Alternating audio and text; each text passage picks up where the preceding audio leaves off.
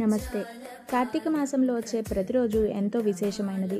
కార్తీక మాసంలో వచ్చే ఏకాదశి ప్రబోధిని ఏకాదశి అంటారు. ఈ రోజున హిందువులు ఇంట్లో ఉన్న తులసి మొక్క దగ్గర నల్లటి రాయిని లేదా సాలగ్రామ రాయిని ఉంచి పూజ చేస్తే విష్ణుమూర్తి లక్ష్మీదేవులకు వివాహం చేసినంత ఫలితం కలుగుతుందట.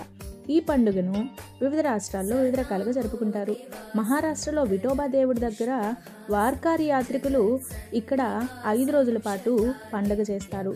తర్వాత గుజరాత్లో గిర్నార్ పర్వతం దగ్గర గిర్నార్ పర్వతం చుట్టూ 32 కిలోమీటర్లు పరిక్రమ చేస్తారు. పరిక్రమ అంటే కొండ మీద కొలువై ఉన్న దేవతలకు కృతజ్ఞత చెప్తూ గిర్నార్ పర్వతం చుట్టూ ప్రదక్షిణ చేయడం.